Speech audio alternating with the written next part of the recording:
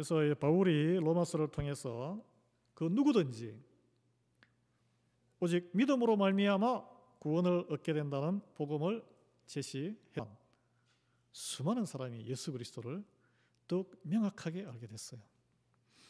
바울은 로마서를 통해서 하나님이 죄와 죽음의 세력에 사로잡혀 있는 인류를, 저와 여러분 포함해서 주 예수 그리스도의 죽음과 부활을 통해 구속하신다는 것. 구속이라는 것은 죄값을 대신 치러준다는 대속, 그 다음에 구원하신다는 게 같이 포함되어 있습니다.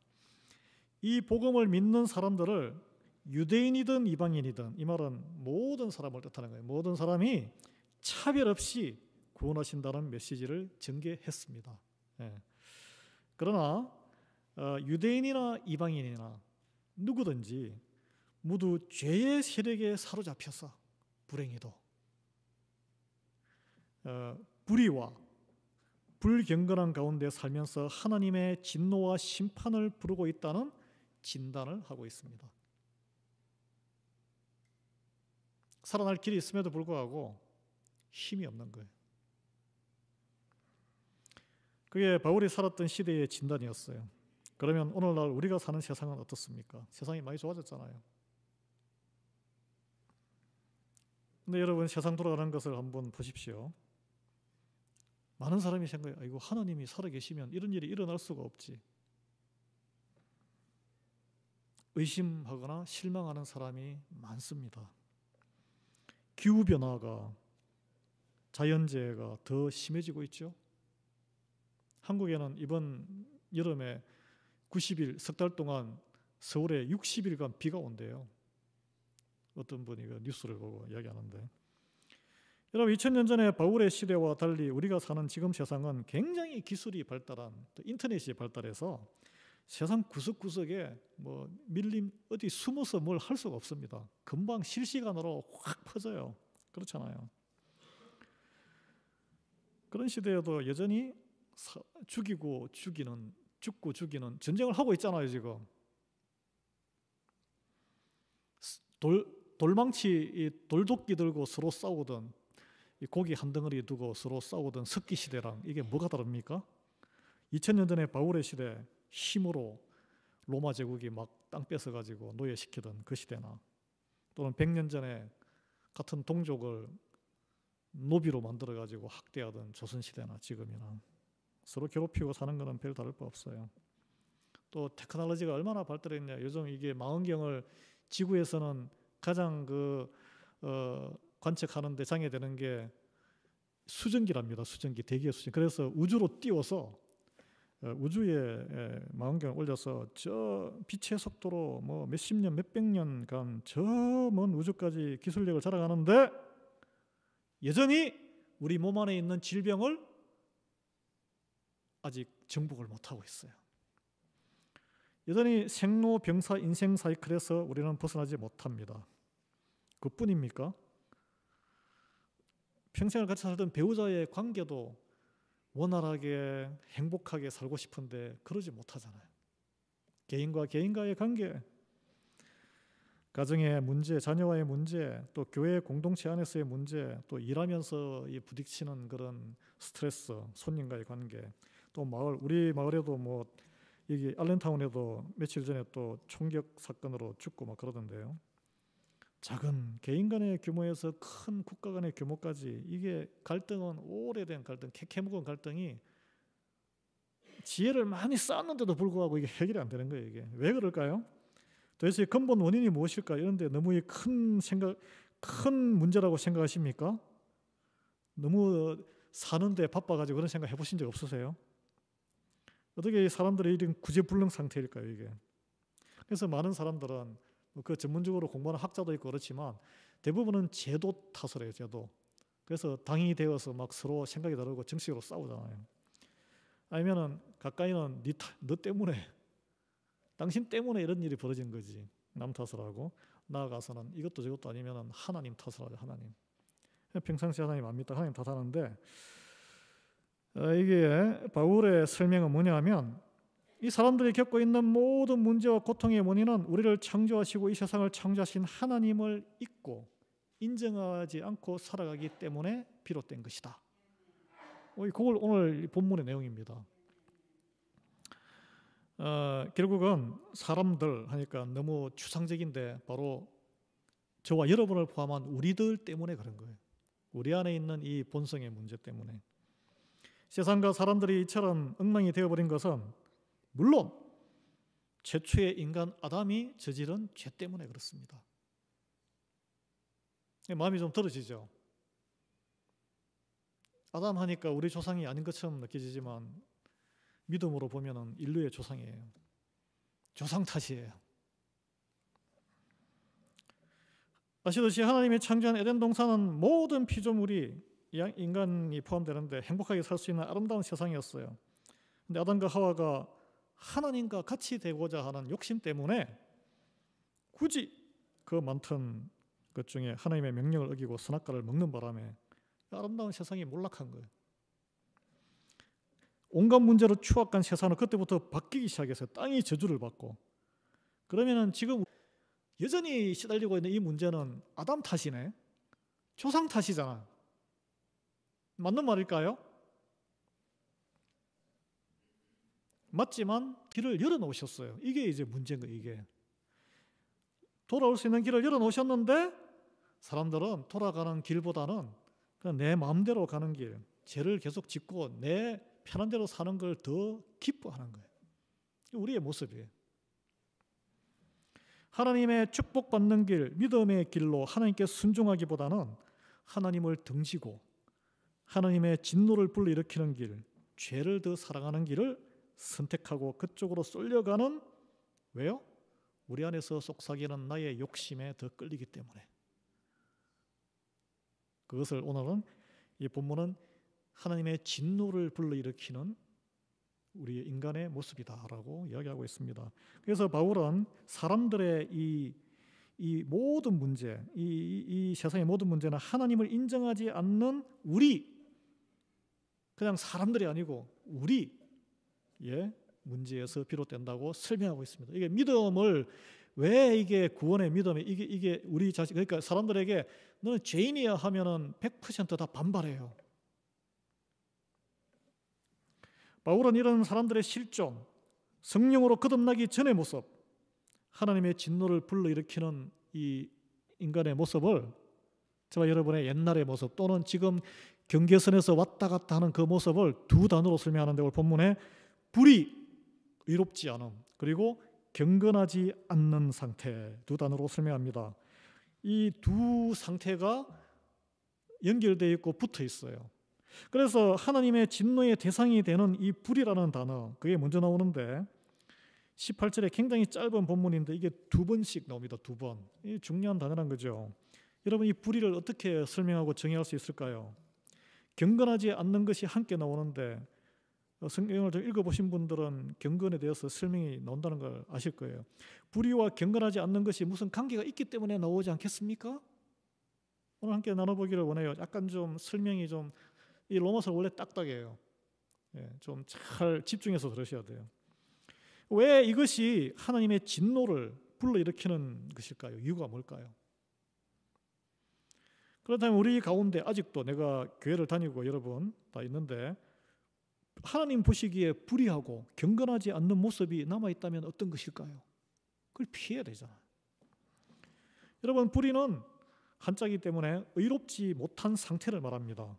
헬라어는 아디키아라는 단어를 쓰는데 이게 제가 찾아보니까 하나님이 정한 스탠다드 기준이 있는 거예요. 표준.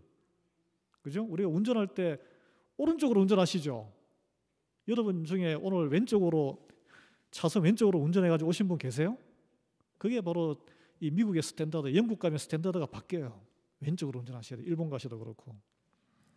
호주도 마찬가지예요. 제가 호주 가서 운전하는데 굉장히 혼났습니다.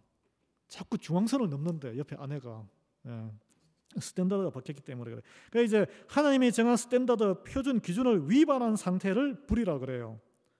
다시 말하면 하나님이 어프로브 승인하지 않는 것, 우리 교회 용어로 하나님이 기뻐하지 않는 것, 하나님이 마음에 들어하지 않는 것을 불의라 그럽니다. 이 모든 행위를 성경에서는 몽땅 그려서 죄라고 그래요.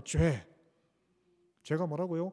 불의한 상태에서 나오는 모든 것, 하나님이 기뻐하지 않는 모든 것. 그래서 이제 오늘 바울이 오늘 본문에 이어서 다음 주 이제 우리 주일 설교 본문인데, 그 불의로 인해서 나타나는 모든 현상, 인간의 우리들의 현상을 24가지를 설명을 하는데 그게 바로 죄입니다. 성경을 읽지 않으면 이게 죄인 줄을 몰라요. 왜냐하면 우리의 그냥 일상적인 모습이기 때문에. 어떤 게 있냐면 탐욕, 내 속에서 욕심이 생길 수도 있지. 먹고 싶은 것도 있고. 탐욕의 이제 기준이 좀 다르긴 하지만 악이 화가 나가지고 또는 수군 거리는 거 하시잖아요. 그 다음에 비방하는 거 또는 자랑하는 거. 요즘 뭐 소셜미디어 SNS로 주로 하는 게 자랑질이에요. 자랑질. 성경에서는 이게 죄예요. 죄. 기타 등등 24가지가 있습니다. 바울이 말하는 불의는 한마디로 말하면 하나님 말씀에 무관하게 살아가는 인생의 모든 거예요. 하나님 모르면 이게 죄인지도 몰라요. 요한일서 5장 17절은 모든 불의, 같은 단어 쓰는데 불의가 죄다라고 세기를 받고 있습니다. 그러나 다행히도 모두 우리는 이걸 다 노출되어 있어요. 이런 불의를 저지르고 사는데 그 불의가 죄지만 이 불의로 인해서 희망은 반드시 사망에 이르지는 않는다라고 또 성경이 같은 요한일서 5장 17절에 연결해서 한 문장으로 이야기하고 있습니다.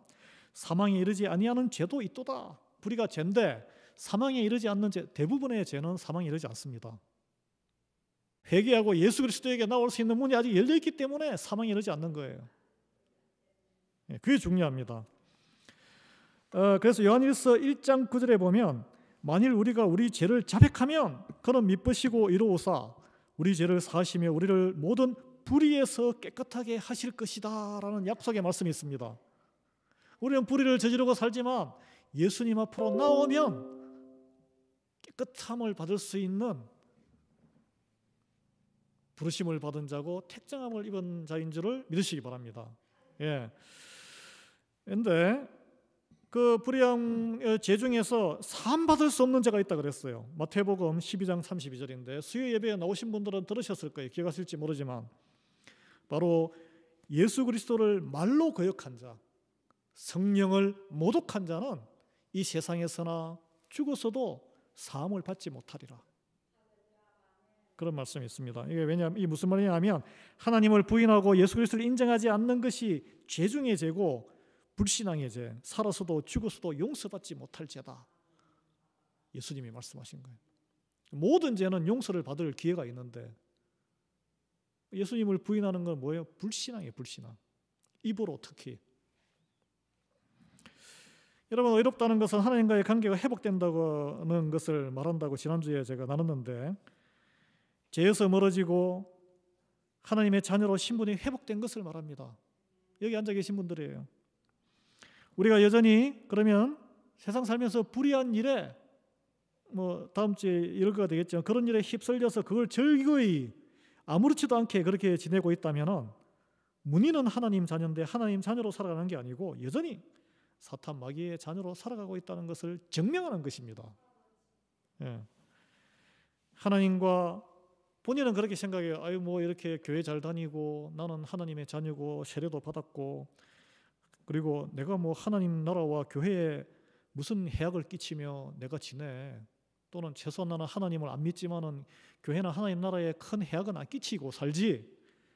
그렇게 많은 사람들이 생각하지만 오늘 이 성경 참 충격적이게도 바울은 본인이 원하든 원치 않든 관계없이 하나님 나라의 회방꾼으로 전락해서 살아가는 모습이다라고 말하고 있습니다.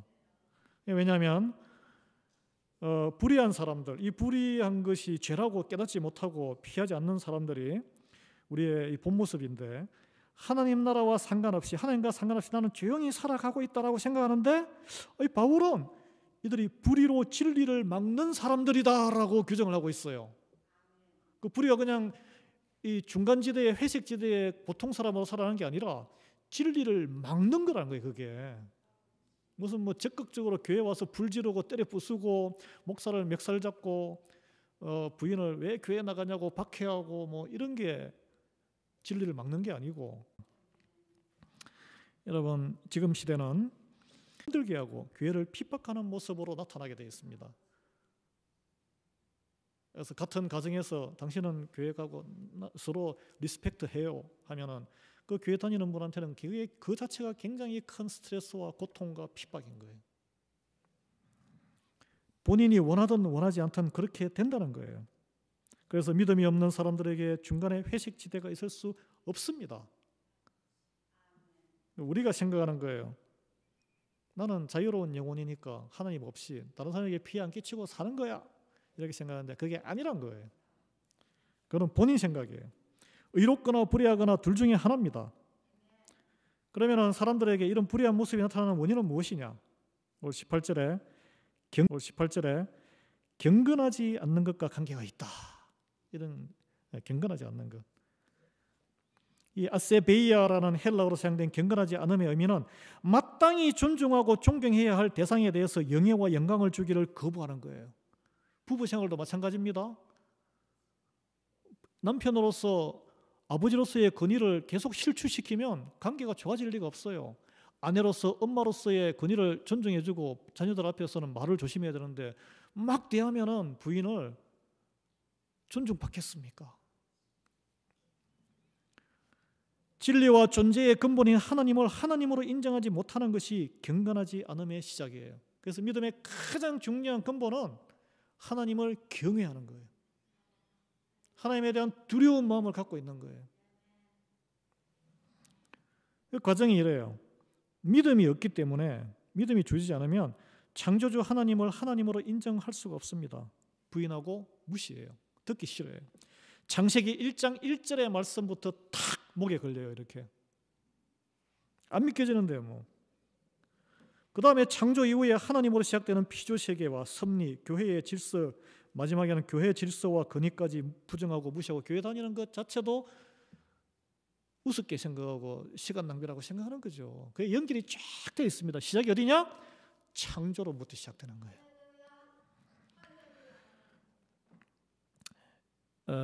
그리고 그게 어디까지 가냐면 하나님의 형상을 닮아 태어나 생명을 누리고 있는 나 자신의 존재 가치에 대해 의문을 품게 돼요. 허무주의에 빠지거나 아니면 쾌락주의에 빠지거나 다른 사람의 존귀함도 세상 문화적인 수준에서만 리스펙트를 하게 됩니다. 본질적으로 그 가치에 대해서는 존중함이 없어요. 그리고 상황에 따라서 흔들려요. 자기 학대와 소홀로 또는 열심히 훈련받은 사람은 세상 가치에 몰입하는 헛된 열심을 내요. 이게 뭐냐면 결과적으로 도덕적으로 열심히 잘 사는 것 하지만 이게 인생이 하나님의 창조 목적과 상관없이 그게 바로 방탕한 삶입니다. 방탕하다는 게 꼭 허랑방탕한 게 아니라 자기 열심으로 사는 것도 방탕한 삶이에요. 하나님의 자녀로서의 다른 사람의 동등한 인간관계를 무시하고 자기의 유익함을 기준으로 모든 관계가 판단되고 형성을 해요. 그게 세상이에요.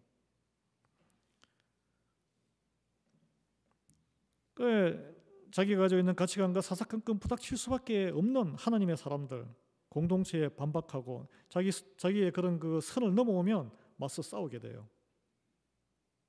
그래서 하나님 보시기에 불의한 모든 일들을 태연하게 행하며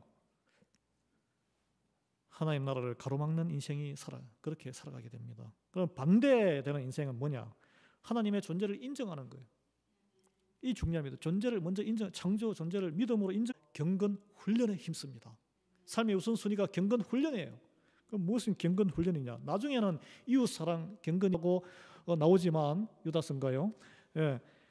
가장 먼저는 하나님의 하나님됨을 인정하는 훈련이 경건 훈련이에요. 어떻게 인정합니까? 나에게 육신적으로 필요하고 내 삶에 필요하고 세상적인 필요, 기쁨이 있어요. 그럴 때마다 하나님이 이것을 기뻐하는가? 내가 기뻐하는 일인가? 그걸 두고 판단하는 거예요. 거기부터 시작합니다. 삶의 우선순위를 정할 때 무엇이 가치 기준이 되느냐? 그것부터 시작되는 거예요. 예배를 통해서 하나님을 경배하고 말씀을 통해 하나님의 뜻을 알고자 노력해요. 하나님 말씀에 계시하신 지혜의 귀를 기울이고 우리 삶에 정해주신 경계선 이해가 잘 안 돼요. 바보 같아요. 하나님이 정해주신 경계선을 지키려고. 그게 순종이에요.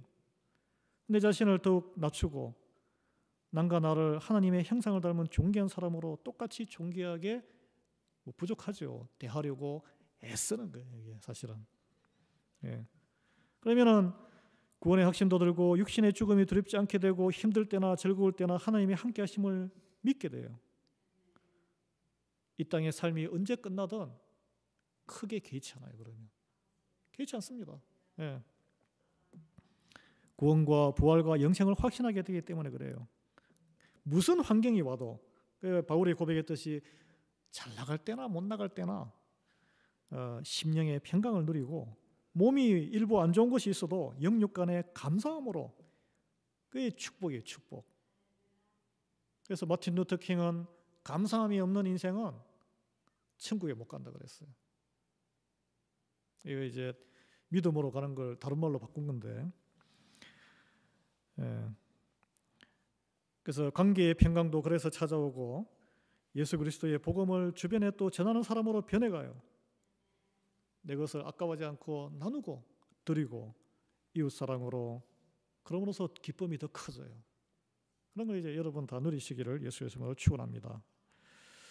그래서 이 바울이 오늘 이 사람이 태어나면서 원래 경건하지 않고 불의하기 때문에 하나님으로부터 멀리 떨어져서 태어난다고 이렇게 진단해요. 본질적으로 우리는 불경건하고 불의한 죄인입니다.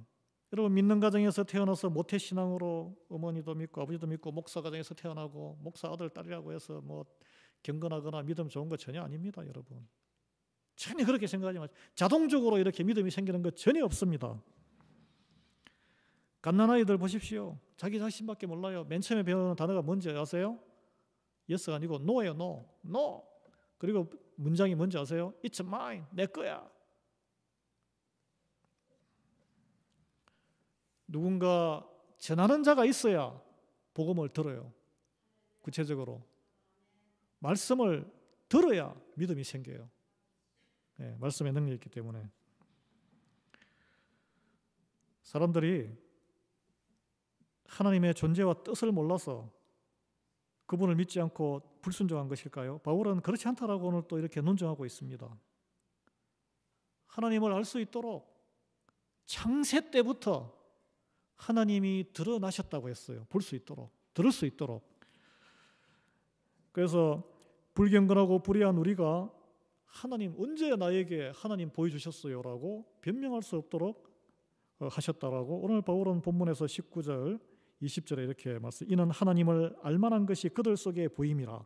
하나님께서 이를 그들에게 보이셨느니라. 창세로부터 그의 보이지 아니하는 것들 곧 그의 영원하신 능력과 신성이 그가 만드신 만물에 분명히 보여 알려졌나니 그러므로 그들이 핑계하지 못할지니라.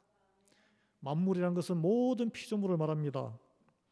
하나님은 영이시기 때문에 우리가 직접 볼 수 없어요.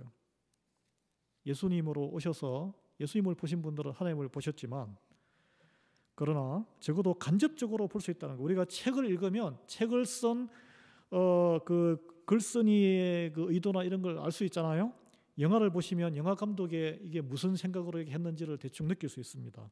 음악을 들으면 작곡가의 마음을 느낄 수 있어요. 작품을 보면 작가에 대해서 그림을 보면 대충 알 수 있습니다. 여러분 하나님이 빚으신 이 모든 세계, 우주를 보시고 자연을 보시고 계절의 변화를 보시고 꽃을 보시면 생명의 탄생을 보시고 자녀가 탄생하고 자라고 손자 손녀가 태어나는 것을 보시면 창조주 하나님에 대해서 아실 수 있어요. 여기 영원하신 능력과 신성, 능력은 생명의 능력입니다. 신성은 인간이 이룰 수 없는 것을 이루시는 거룩한 능력이에요. 우리 피조물 인간과는 차원이 다른 능력을 가지신 분이 계시다는 것을 알 수 있어야 되는 거예요. 믿음이 있는 사람이나 없는 사람이나 이제 바울은 헬라인이나 유대인이나 유대인이나 헬라인 이런 표현 썼는데 모든 사람에게 세상을 창조할 때부터 사람을 포함한 피조물에게 보이지 않는 그분의 영원하신 창조의 능력과 생명의 능력, 신성을 만드신 피조물에게 사람들만 보십시오. 사람마다 같은 사람이 아무도 없습니다. 아무도 없잖아요. 이게 기적이에요, 기적. 여러분 공장에서 찍어내는 거는 같은 거 모든 걸 다르게 어떻게 만들어요, 사람이. 그래서 이것을 하나님의 보편적인 일반 계시라 그럽니다. 계시. 의인이나 악인에게나 똑같이 비를 내리시고 똑같이 햇빛을 비추신다는 거예요. 그런데 이게 하나님의 축복이구나, 하나님이 하시는 일이구나를 느끼는 사람, 아는 사람은 의인이고, 뭐 자연적으로 뭐 떨어지는 거지. 악인이 악인. 하나님 없이 살아가는 사람. 그렇다고 사람들이 피조세계 이런 걸 보면서 창조주의 이름을, 여호와 이름을 알거나 구약의 이스라엘 민족의 구원의 역사를 알거나 예수 그리스도를 통한 구원의 경륜을 알 수 있는 건 아니에요. 그것은 오직 무엇을 통해서 알 수 있습니까? 말씀을 통해서 알 수 있습니다. 말씀을 통해서 특별하게 알 수 있기 때문에 그걸 특별 계시라고 그래요. 그래서 우리는 말씀을 듣거나 읽으셔야 돼요. 옛날에는 읽을 수조차 없었어요. 그래서 믿음은 말씀을 전하는 자가 반드시 있어야 합니다. 믿음은 말씀을 전하는 자가 있어야 시작이 되는 것이고, 그래서 믿음은 수용자 입장에서는 반드시 들음에서 시작합니다. 여러분 많이 들으셨잖아요. 말씀은 듣는 데서 시작한다고. 그래서 여러분, 우리가 부르심 받은 사람, 말씀을 전하는 사람이 되어야 돼요.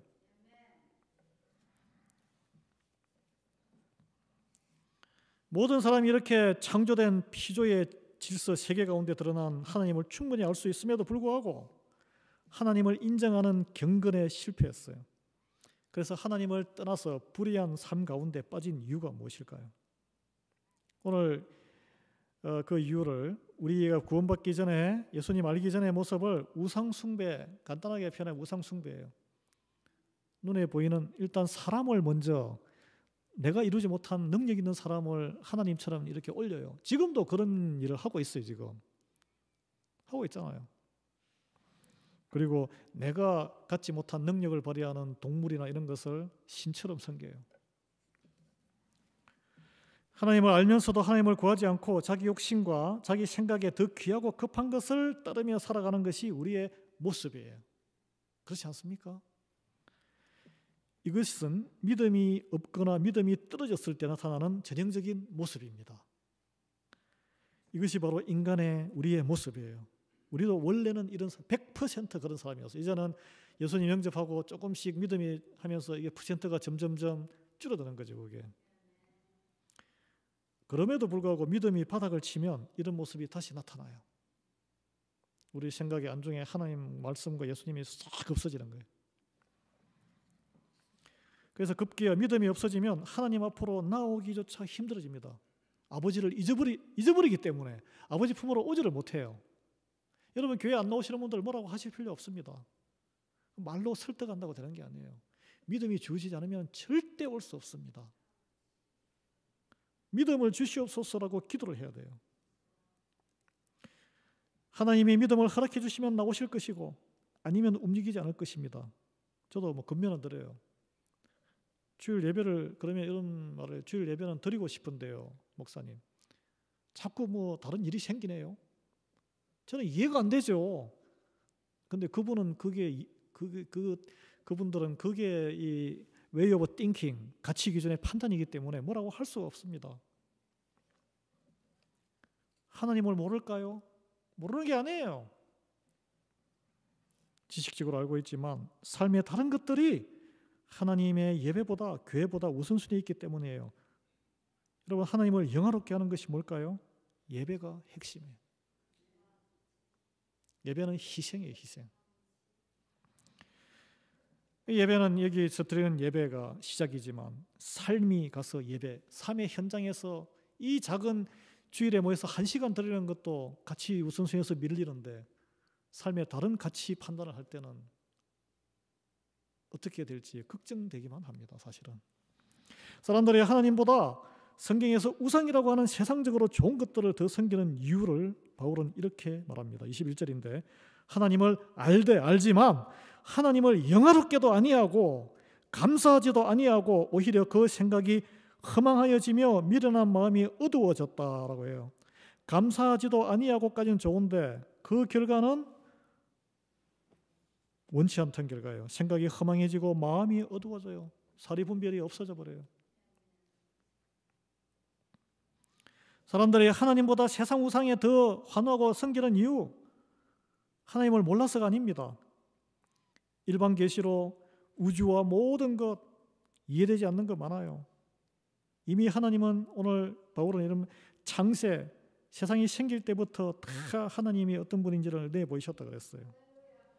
그리고 계속 참다가 안 되니까 우리가 이해를 가장 잘할 수 있는 우리의 모습으로, 사람의 모습으로, 사람으로 오셔서 예수 그리스도를 통해서 온전히 우리에게 나타나셨습니다. 기록으로 남아있는데 안 믿잖아. 그 기록을 가짜라 그러잖아요. 그럼에도 사람들은 하나도 예외 없이 하나님을 거부하며 하나님을 하나님답게 그 자리를 인정하지 않습니다. 왜 그럴까요? 내가 하나님이 되고 싶기 때문에, 내가 왕노릇하고 싶기 때문에 그런 거예요. 뭐 별거 아무리 수식어로 많이 장식해도 소용이 없습니다. 하나님의 영광을 내가 가로채고 싶기 때문에 아담이 저질렀던 그 일을 오늘날 나도 똑같이 하고 싶은 거예요. 하나님이 주신 모든 것인데 감사하지 않죠. 왜냐하면 내가 힘들어서, 내가 공부하고, 내가 열심히 머리 쓰고, 내 돈을 투자해서, 내 노력을 해서, 내 수고로 얻은 당연히 내 것인데 하나님한테 내가 선의로 조금 도와주는 거지. 교회를 하나님 내 도움 받고 사는 거지, 이렇게 생각하는 거죠. 이렇게. 그래서 내가 좀 더 많이 도와주면 내 가정에서도 내가 가정이니까, 내가 가장이니까 내 돈으로 먹고 사는 거지. 너희들이 내한테 다 엎드려. 내 사업터인데 네가 내 월급 받고 사는 거지. 어디서 찍소리 말고 내 시키는 대로 해. 교회에서도 이거 내 교회지. 이거 내가 인생을 다 바쳤는데. 누가 주인이에요? 내가 주인이야. 내가. 그 좋은 믿음이라고 얘기하면 큰 착각입니다. 여러분, 하나님 인정하지 않는 결과 우리는 그 자리에 항상 다른 것으로 채우려고 해요. 우리는 뻥 뚫린 뭔가 있어요. 이렇게 하나님이 그 영혼에 뻥 뚫린 걸 주셨기 때문에 하나님으로 채워야 되는데, 더 능력 있는 사람을 먼저 사람을 찾아서 위인으로, 영웅으로 올려 숭배합니다. 그래서 사람 막 동상까지 세우잖아. 급기야 신으로 세우고, 내가 이룰 수 없는 욕망을 대신 충족시켜주는 것들을 신으로 섬기고, 요즘은 그걸 아이돌이라고 그러죠. 아이돌도 영어 단어가 한국어로 우상이에요. 우상. 이런 걸 잘 만들고 사람들을 잘 설득하고 동원하는 사람들이 스타가 되는 거예요. 지혜 있는 사람이라고 세상은 칭송합니다. 그걸 또 개발해서 설득력 있게 만드는 사람들이 철학자고 정치가고 연예인이고 세력을 떨치는 사람이에요. 그걸 이제 하나님 나라를 위해서 그렇게 하면 되는데 대부분 그 경쟁하는 시스템이 그렇지 않다는 게 문제죠. 그래서 바울이 이런 모든 현상을 두고 22절에 스스로 지혜 있다 하나 어리석게 되어버렸다. 세상적으로는 스스로 지혜 있다고 생각하고 여김받는 이들일수록 여러분, 놀랍게도 예수 그리스도를 복음을 전하면 안 먹혀 들어갑니다. 그게 바울도 그걸 경험했어요. 아테네 로마 시대의 모든 철학의 그 본산지 그리스의 그 아테네에 가서 논쟁을 하면서까지 복음을 설교했는데 반응이 너무 썰렁한 거예요. 그래서 유일하게 바울이 가서 복음을 전했는데 교회가 서지 않은 곳이 그 아테네예요. 아테네. 엊그제 온두라스의 우리 박희성 선교사님, 우리 2세 40대 초반에 아주 귀하신 분, 선교 편지가 왔는데 최근에 대학교를 방문해서 대학생들에게 복음 선포를 하는, 설교를 하는 귀한 자리가 있었대요. 근데 깜짝 놀랐대요.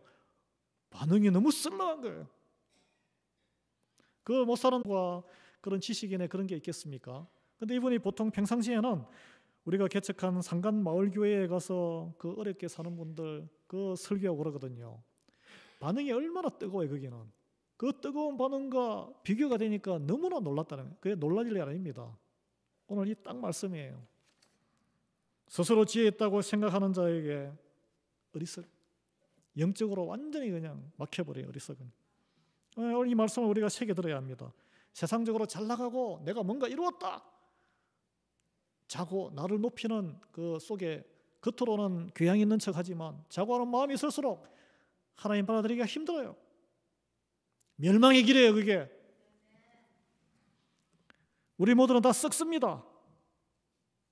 육신이 썩기 전에 우리 모두는 하나님을 멀리한 결과 마음이 썩어버렸어요. 하나님을 떠난 결과 우리 모든 사람들은 예레미야서에 나옵니다. 만물보다 거짓되고 심히 부패한 것이 사람의 마음이로다. 나오잖아요. 우리 주장이 가장 옳고 내 주장이 옳고 맞고 최상이라고 주장하며 서로 싸우고 당을 이루고 합종 연행하고 투쟁하는 세상을 만들어버렸잖아요. 지금 그 세상 물길이 들어와서 교회 안에서도 그런 걸 가지고 막 우리가 다 경험했잖아요. 하나님이 창조와 세상과 나 자신의 주인임을 인정하고 섬기는 대신에 스스로 자신을 섬기는 결과가 그렇다는 거예요. 나 자신을 섬기는 것이 더 유익한 인생이라고 생각하고 추구하는 것이 가장 지혜롭다고 생각하는데 그게 어리석은 거예요. 이 바울이 우리 인간의 실존의 모습을 이렇게 규정하고 있습니다. 그 23절에 그 결과가 썩어지지 아니하는 하나님의 영광을 썩어질 사람과 새와 짐승과 기어다니는 동물 모양의 우상으로 바꾸어 버렸다. 어리석은 줄 모르는 거예요. 이게 오늘날 우리가 자랑하고 하나라도 더 성취하고자 하는 세상의 화려함이에요. 그렇게 나타나 있습니다.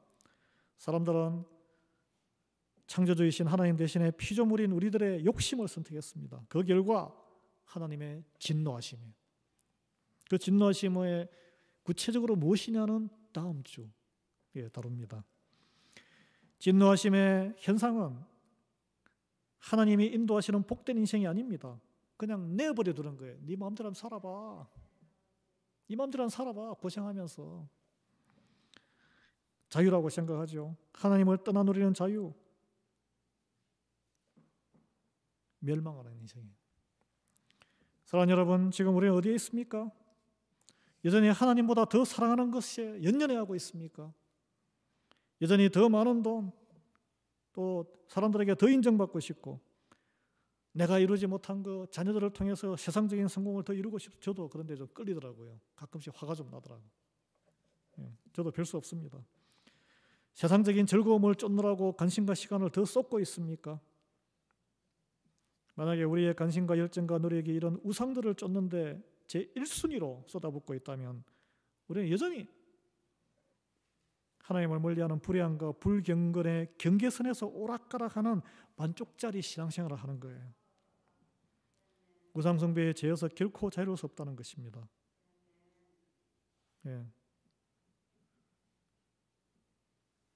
우리는 명심해야 돼요. 우리는 성도들이에요. 성도. 예수 그리스도의 십자가 보혈의 생명값으로 거룩하게 구별되고 하나님 자녀로 부르심 받은 사람입니다. 그래서 우리에게는 뭐가 있어요?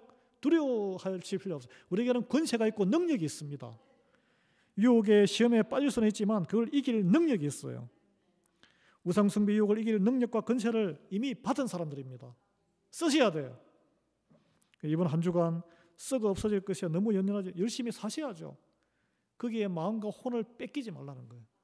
선한 일을 위해서 하나님이 주신 것으로 감사함으로 받아서 붙들이는데 더 관심을 기울이시기 바랍니다. 그게 하나님께서 우리를 통해서 기뻐하시는